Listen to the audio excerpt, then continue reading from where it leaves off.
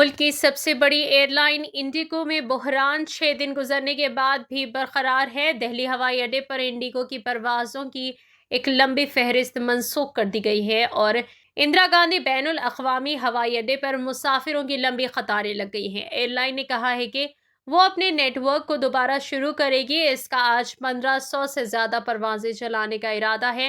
اس ہدف کا انکشاف انڈیگو کے ایک بیان میں کیا گیا۔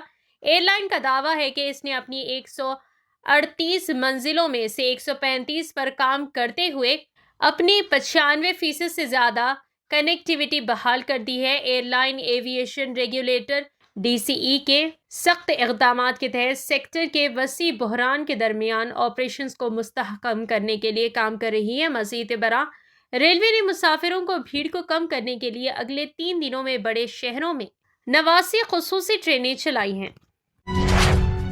حیدرآباد کی سائبر کرائم پولیس نے AI مصنوعی ذہانت کی مدد سے تیار کی گئی اور سوشل میڈیا پر پھیلائی گئی بیرسٹر اسد الدین اویسی، صدر کل ہند مجلس اتحاد المسلمین و رکن پارلیمنٹ اسد الدین اویسی کی ویڈیو کے معاملے میں نامعلوم افراد کے خلاف مقدمہ درج کیا ہے۔ یہ شکایت AIMIM کے سوشل میڈیا ایڈمنسٹریٹر محمد عرفان نے BNS اور IT ایکٹ کی مختلف دفعات کے تحت درج کروائی۔ اس سلسلے میں نامعلوم افراد کے خلاف ایک مقدمہ درج کیا گیا ہے جنہوں نے مصنوعی ذہانت آرٹیفیشل انٹیلیجنس سے تیار کردہ اسد الدین اویسی رکن پارلیمنٹ و صدر AIMIM کی تصویر سوشل میڈیا پر وائرل کی۔ شکایت کی بنیاد پر پولیس نے BNS اور IT ایکٹ کے تحت مختلف دفعات کے تحت مقدمہ درج کرتے ہوئے تحقیقات کا آغاز کر دیا ہے۔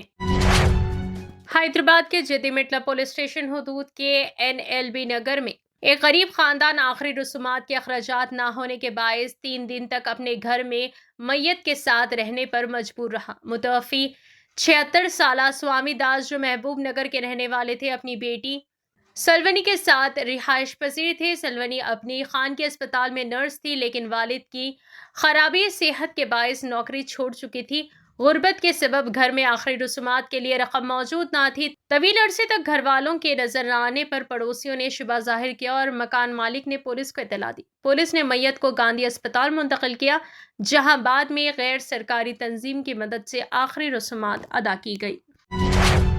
تلنگانہ میں سردی کی شدت میں ایک بار پھر اضافہ ہوا ہے۔ محکمہ موسمیات کے حکام کا کہنا ہے کہ سردی کی لہر کا دوسرا مرحلہ مزید شدید ہو رہا ہے۔ ان کا کہنا ہے کہ رات کے درجہ حرارت میں تیزی سے گراوٹ ہوگی۔ محکمہ موسمیات کے حکام نے انتباہ دیا ہے کہ 7 سے 17 دسمبر تک سردی کی شدت زیادہ رہے گی۔ شمالی تلنگانہ کے اضلاع سردی کی لپیٹ میں ہیں، جبکہ حکام نے بتایا ہے کہ حیدرآباد شہر میں بھی اتوار سے آئندہ 10 دنوں تک سردی محسوس ہوگی۔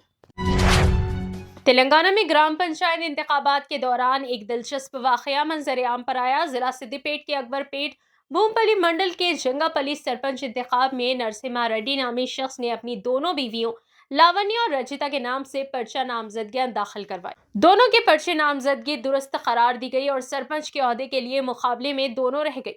تاہم بعد ازاں رجیتا نے اپنا نام واپس لے لیا، جس کے نتیجے میں لاونیا واحد امیدوار کے طور پر میدان میں رہ گئی اور بلا مقابلہ سرپنچ منتخب ہوئی۔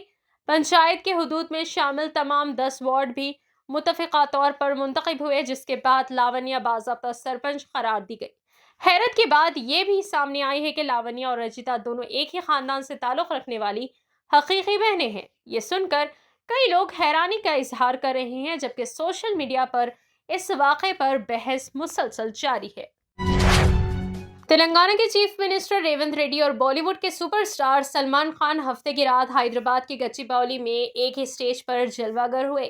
GNC بالایوگی ایتھلیٹک اسٹیڈیم میں Indian super cross racing league season 2 کا شاندار آغاز ہوا، جس میں چیف منسٹر ریونت ریڈی نے بطور مہمان خصوصی شرکت کی، جبکہ سلمان خان بھی خصوصی طور پر اس تقریب میں شریک رہے۔ اس دوران چیف منسٹر ریونت ریڈی اور سلمان خان نے گرم جوش کے ساتھ مصافحہ اور گلے مل کر ایک دوسرے کا خیر مقدم کیا، جس نے ہزاروں شائقین کو جوش سے بھر دیا۔ دونوں کی ملاقات کے لمحے کی تصاویر اور ویڈیوز تیزی سے سوشل میڈیا پر وائرل ہو رہی ہیں اور مداحین کی تعریفوں کے پل باندھ رہے ہیں۔